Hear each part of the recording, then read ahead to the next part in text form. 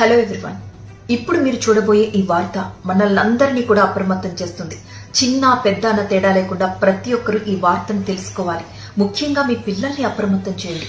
ఎందుకంటే సాధారణంగా మనం చూస్తూ ఉంటాం, రోడ్డు మీద ఉండే కుక్కలతో పిల్లలు చాలా ఫ్రెండ్లీగా మెలుగుతూ ఉంటారు, వాటిని ఎత్తుకుంటారు, ఆడుకుంటూ ఉంటారు, వాటిని ఆట పట్టిస్తూ ఉంటారు. కానీ ఇది ఎంత డేంజర్ అని తెలిపే వార్తే ఇది. అనకాపల్లి జిల్లాలో 12 సంవత్సరాల బాలుడు 7వ తరగతి చదువుకుంటున్నాడు. నిరుపేద కుటుంబం వాళ్ళది. స్కూల్కి వెళ్లడం, ఇంటికి వచ్చిన తర్వాత తన ఇంటి దగ్గర ఉండే కుక్కతో ఆడుకోవడం ఇతను దినచర్యలో ఒక భాగం అన్నమాట. నిజానికి అది స్ట్రీట్ డాగ్.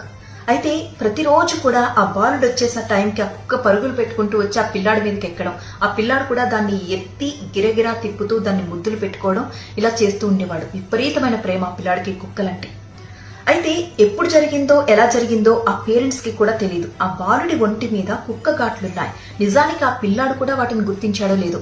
అయితే ఆ ఊర్లో క్యాన్సర్ స్క్రీనింగ్ జరుగుతూ ఉందన్నమాట. ఈ నేపథ్యంలోనే ఆ పిల్లాడిని చూసిన ఆరోగ్య సిబ్బంది ఆ పిల్లాడి ఒంటి మీద ఘాట్లు గుర్తించారు. ఏం జరిగింది బాబు అంటే అప్పుడు చెప్పాడు, కుక్కతో ఆడుకుంటూ ఉంటే దాని గోళ్లు గుచ్చుకున్నాయని. ఇమ్మీడియట్ గా వ్యాక్సిన్ కి పంపించారు వాళ్ళు పిహెచ్సికి. ఫస్ట్ డోస్ అయింది, సెకండ్ డోస్ అయింది, థర్డ్ డోస్ సమయానికి అతను రాలేదు. అయితే వెళ్లి ఆరా తీస్తే ఆ పిల్లాడు తీవ్ర అస్వస్థతకు లోనయ్యాడు అన్న విషయం తెలుసుకుని హాస్పిటల్కి వెళ్లి చూశారు ఆ సిబ్బంది అంతా. అప్పటికే అతని పరిస్థితి విషమంగా ఉంది. అక్కడి నుంచి ఎన్టీఆర్ హాస్పిటల్కి తీసుకెళ్లారు. ఆ తర్వాత అక్కడ